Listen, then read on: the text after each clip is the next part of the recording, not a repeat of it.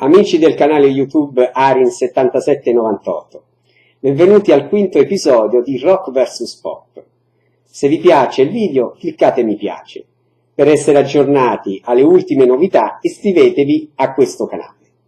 La domanda di questo episodio è: perché la stessa canzone di un artista o di un gruppo musicale viene considerata rock o pop nelle varie nazioni?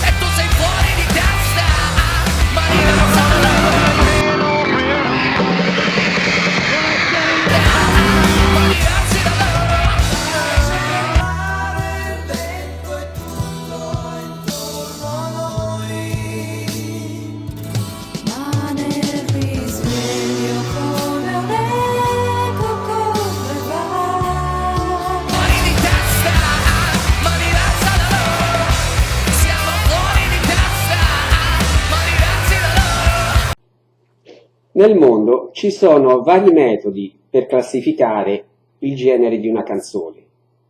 I più utilizzati sono tre: il metodo italiano, il metodo inglese e il metodo americano.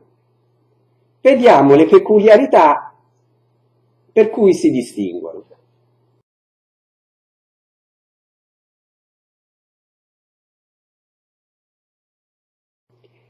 Il metodo italiano, o politico-ideologico, usato in Italia e in Sud Europa, lo abbiamo già trattato nel secondo episodio di Rock vs Pop. Chi volesse vedere l'episodio ora può cliccare in alto a destra del video.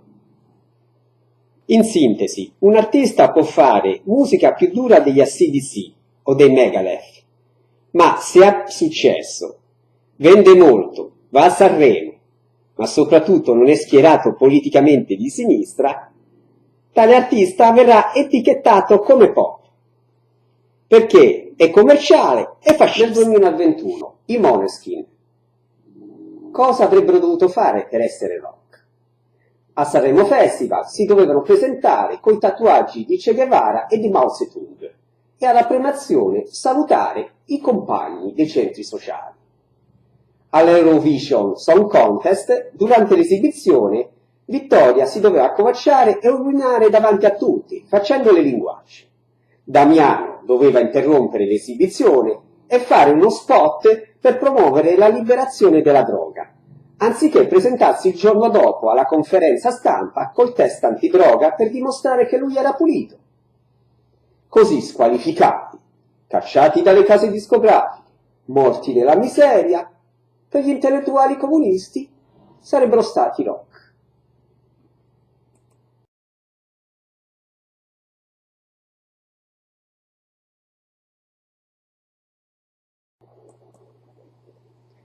Il metodo inglese o giornalistico cronologico è usato nel nord Europa e dai critici musicali. Il pop o popular è la musica di tendenza nel presente. Ad esempio in Italia oggi il pop è la trap. Se la canzone e l'artista diventano un classico, dopo 20 anni essi vengono promossi da pop a rock. Ad esempio i Ha-Ha da pop new wave oggi sono rock new wave. I Duran Duran da pop new romantic sono rock new romantic. Praticamente il pop diventa rock quando diviene un classico della musica moderna.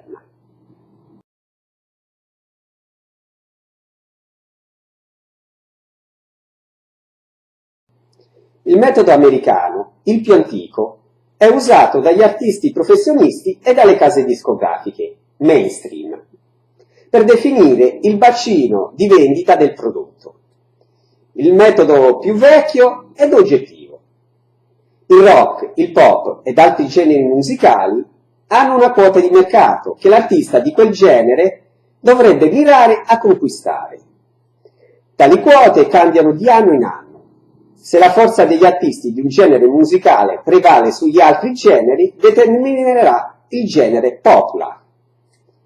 In America il pop e il rock erano sinonimi fino al 1965, sino alla fine della beat music.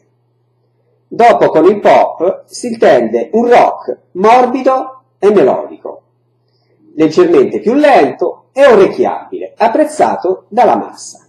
Ora è chiaro perché i Måneskin sono considerati da un certo ambiente ideologico, culturale di sinistra, pop. Invece, per i capitalisti americani anglosassoni sono considerati rock o alternative rock.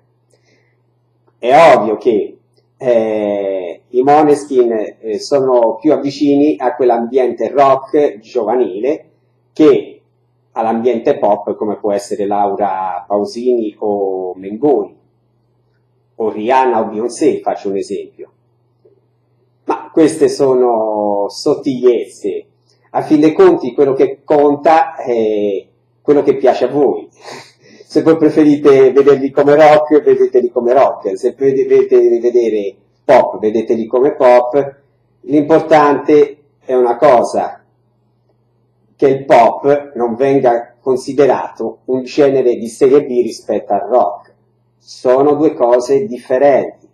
Basta, punto. Ok, adesso è finita e arrivederci al prossimo video. Ciao!